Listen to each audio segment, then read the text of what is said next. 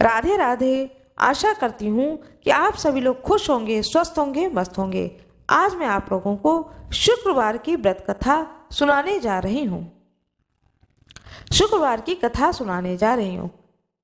कृपया अपने हाथ में पुष्प और चावल अवश्य ही ले लें, क्योंकि कहा जाता है कि खाली हाथ कभी भी कथा नहीं सुननी चाहिए। जब कथा पूर्ण हो जाए तो जहाँ कहीं भी आप बैठे हों, वहाँ पर जो भी भगवान की प्रतिमा हो उनके सामने उस पुष्प को अर्पित कर देना चाहिए। शुक्रवार की व्रत कथा। एक सास बहू थी। बेटा काम धंधा किया करता था, महीने 2 महीने में आया करता था। सास शुक्रवार को मूर्ति सिंहासन पर बैठा करके पूजा करती थी। एक दिन सास बोली, मैं तीर्थ करने जाऊं, तू मेरे शुक्रवार की पूजा कर लेना। सास चली गई। ऐसा कह करके बहू को बता करके सास तीर्थ करने चली गई। बहू ने नहा धो करके काम धंधा करके खा पी लिया। शुक्र महाराज को गुस्सा आ गया। तरह तरह की विपत्ति आ गई। बच्चे बहुत बीमार हो गए। लड़के का काम छूट गया। बीमारी में सब पैसा खत्म हो गया। घर में झाड़ पोंछ करके शुक्र महाराज की मूर्ति को कूड़े में डाल दिया गया। लड़का भी बीमार हो गया। सास तीर्थ करके आई तो घर देख करके उसे बहुत ही दुख हुआ। रात को सपने में शुक्रवार महाराज आए और कहा कि तेरी बहू ने मेरी पूजा नहीं करी तो सारा धन देखो तेरा नष्ट हो गया है। सुबह उठकर देखी तो शुक्र महाराज की मूर्ति नहीं है। बहू से बोली, शुक्र भगवान की मूर्ति कहाँ है? बहू बोली, मुझे पता नहीं है। सास ने सारा घर को बुहारा और कूड़ा फेंकने गई तो वहां देखा कि शुक्र महाराज की मूर्ति वहीं पे पड़ी हुई है।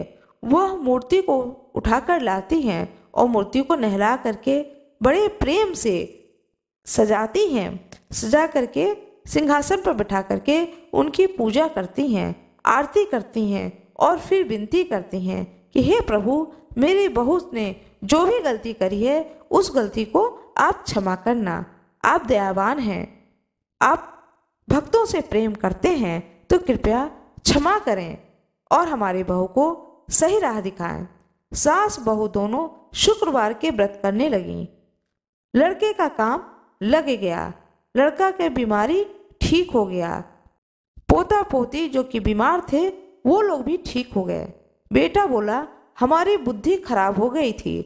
कूड़े में हम लोगों ने भगवान शुक्रदेव की मूर्ति को फेंक आए थे। अब जब से तुम आई हो, शुक्रदेव महाराज की कृपा से घर में सब कुछ ठीक हो गया है। सास बोलती है, हे शुक्रवार महाराज, जैसे बेटा बहू से रूठे हो ऐसे किसी से भी न रूठना। ऐसी सास की आस थी। जैसे सास के अच्छे दिन आए वैसे ही हे शुक्रवार महाराज सभी के घर में अच्छे दिन आए। कथा सुनने वाले के घर में और कथा सुनाने वाले के घर में भी अच्छे दिन आए। भगवान विष्णु की कृपा सदा सर्वदा बना रहे। भगवान विष्णु की जय हो। माता लक्ष्मी की जय हो। सभी भक्तों की जय हो। सभी ऋषि मुनियों की जय हो। आशा करती हूँ कि आप लोगों को यह कथा अच्छी लगी होगी। यदि आप लोगों को यह कथा अच्छी लगी हो तो कृपया वीडियो को लाइक जरूर कर दीजिएगा, चैनल को सब्सक्राइब कर दीजिएगा, बेल आइकन अवश्य ही दबा दीजिएगा। आप सभी लोगों का बहुत बहुत धन्यवाद।